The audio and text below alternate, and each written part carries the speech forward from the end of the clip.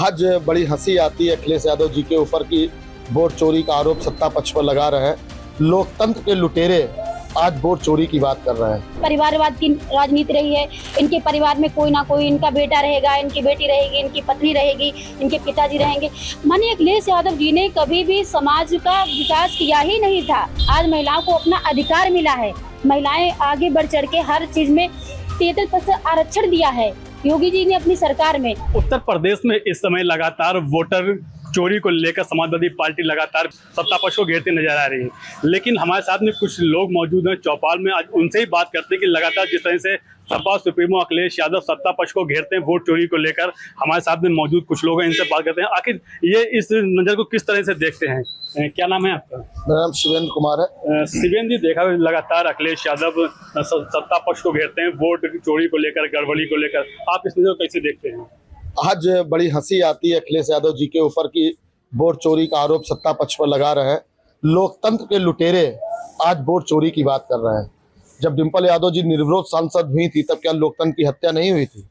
अपने कार्यकाल की चीजें वो नहीं मानते हैं, जबकि कोई वोट चोरी का ऐसा नहीं। केवल भाजपा का ये कहना है, भारतीय जनता पार्टी का ये कहना है कि हर एक वोटर लिस्ट चेक हो और उसमें जो हमारे देश के नहीं हैं, जो गैर देश के हैं, जिनके रोहिंग्या हैं, बांग्लादेशी हैं, घुसपैठी हैं, उनकी जांच की जाए कि उनके भी वोट है कि नहीं, उनके कागजों का मिलान हो। अखिलेश यादव ने लखनऊ पार्टी कार्यालय में एक कार्यक्रम का आयोजन किया था, रंगे बारिश। इसको लेकर लगातार जो यूजर थे वो टिप्पणी कर रहे थे कि अखिलेश यादव ने जन्माष्टमी में कोई ऐसा भव्य आयोजन नहीं किया था जो उनको करना चाहिए था। इस पर क्या कहना है? अब भाई एक बात बताइए, पूरी दुनिया जानती है, सभी लोग जानते हैं, प्रदेश की जनता जानती है कि अखिलेश यादव केवल एक वर्ग के, केवल मुस्लिम वोटरों को लुभाने के लिए वो कुछ भी कर सकते हैं। जन्माष्टमी का त्यौहार करेंगे नहीं, राम मंदिर जाएंगे नहीं, रंगे बारिश का कार्यक्रम करेंगे, केवल मुस्लिम वोटरों को लुभाने का एक उनका राजनीतिक दांवपेच है और हिंदुओं में जातियों को लड़ाने का एक उनकी ये षड्यंत्र है। दूसरा, आपने देखा बाबू कल्याण सिंह जी जो एक पिछड़े समाज के नेता थे, ना ही उनके अंतिम संस्कार में गए, ना ही उनके पुण्यतिथि, चौथी पुण्यतिथि थी, ना ही उसमें गए, ना ही उन्होंने अपनी सोशल मीडिया पर कोई भी पोस्ट और उनकी उसमें संवेदना भी नहीं व्यक्त की। क्या लोधी समाज पीडीए में, पिछड़े में नहीं आता है? लेकिन क्या है कि उससे कहीं मुस्लिम ना नाराज हो जाए, इसलिए वो बाबू कल्याण सिंह जी की भी पुण्यतिथि में नहीं गए। तो उनकी तो बस एक ही है कि कैसे तुष्टीकरण की राजनीति करें, मुस्लिम वोटरों को कैसे लुभाए, बस उनका एक ही लक्ष्य रहता है। आपने देखा कि विधानसभा सत्र चल रहा था जिसमें पूजा पाल जो कि सपा सांसद थी, उन्होंने योगी आदित्यनाथ जी की तारीफ की थी और पीडीए पर कुछ सवाल उठाए थे। इस पर लेकर उनको निष्कासित कर दिया गया था। इस पर क्या कहना आपका?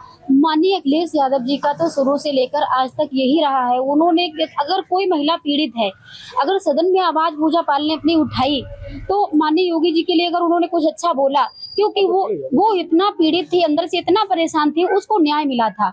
भारतीय जनता पार्टी की सरकार ने, माननीय योगी आदित्यनाथ की सरकार में, मोदी जी की सरकार में उसको न्याय मिला है। जब वो व्यक्ति पीड़ित होता है, जब उसको न्याय मिलता है, तो उसको जब न्याय मिल जाता है तो वो उस न्याय को 4 लोगों के बीच में कहने में वो घबराता नहीं है। उसने अपना दर्द वहां पर कहा था। जो उसके पति की हत्या हुई, जो उसके पति को मारा गया, जो उसको न्याय मिला, तो उसने अपने उस न्याय को उसने कहा, लोगों के बीच में कहा, सदन में कहा। तो ये अखिलेश यादव जी को कहाँ से अच्छा लगेगा? नहीं अच्छा लगेगा, क्योंकि माननीय अखिलेश यादव जी तो हमेशा जनता का शोषण करते रहे हैं। महिलाओं को, इनकी जाति के लोग, इन्होंने एक जाति की राजनीति की है हमेशा। आज चले जाइए, इनकी परिवारवाद की राजनीति रही है। इनके परिवार में कोई ना कोई, इनका बेटा रहेगा, इनकी बेटी रहेगी, इनकी पत्नी रहेगी, इनके पिताजी रहेंगे। माननीय अखिलेश यादव जी ने कभी भी समाज का विकास किया ही नहीं था। वो सिर्फ अपने परिवार का विकास करते रहे हैं।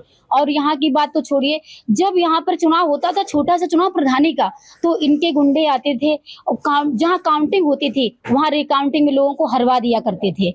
आप इनका इतिहास उठा के देख लीजिए। और अब ये अखिलेश यादव जी आज वोटर लिस्ट की बात कर रहे हैं, जिनके गुंडे जो यहाँ पर मिनी सांसद, यहाँ मिनी विधायक कहे जाते थे, मिनी मुख्यमंत्री कहे जाते थे, माननीय नवाब सिंह जी के 3 जगह से वोट मिले हैं और उनकी जांच चल रही है। वो चीजें सब आपके सामने रखी जाएंगी और आप देखिए कि क्या अखिलेश यादव जी कर रहे थे। जनता इनको जवाब देगी। आने वाली 2027 में इनको जनता ही जवाब देगी। आप एक महिला हैं, तमाम महिलाएं यहाँ पर खड़ी हैं। इस सरकार में महिलाएं अपने को कितना सुरक्षित करती हैं? इस सरकार में महिलाएं अपने को बेहद सुरक्षित महसूस करती हैं, क्योंकि मैं एक खुद महिला हूं और मैं एक लड़की हूं।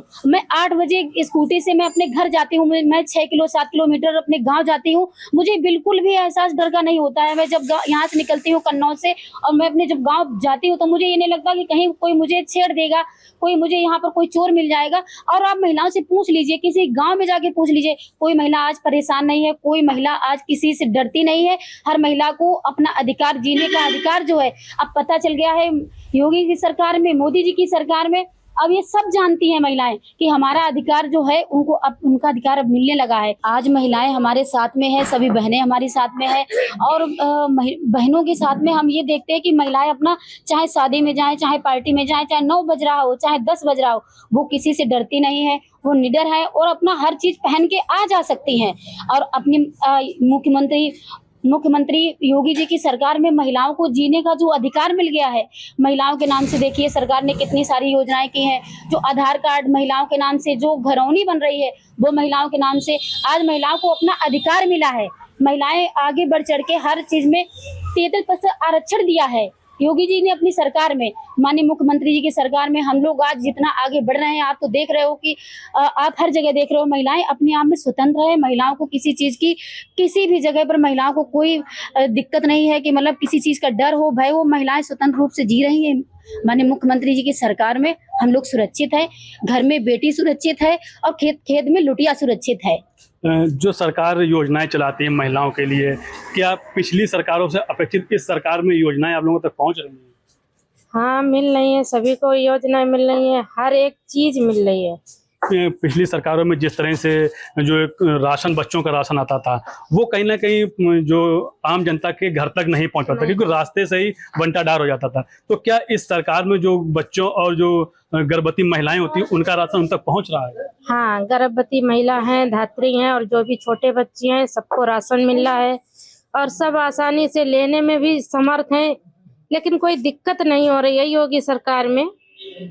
पिछली सरकारों में ज्यादा दिक्कत रहती थी। हाँ, पिछली सरकार में आंगनबाड़ी तक ही नहीं पहुंचता था, तो बच्चों और उन लोगों को क्या मिलेगा? भ्रष्टाचार ज्यादा चरम सीमा पे था। जिस तरह से आपने देखा कि जब हमने बात की यहाँ की महिलाओं से, यहाँ के युवाओं से, यहाँ की जनता से, साफ तौर पर सभी का एक ही बात कहना था कि जिस तरह से योगी आदित्यनाथ की सरकार उत्तर प्रदेश में आई, तब से महिलाएं अपने आप को सुरक्षित महसूस कर रही हैं। कन्नौज से मुजाहिद मजीदी।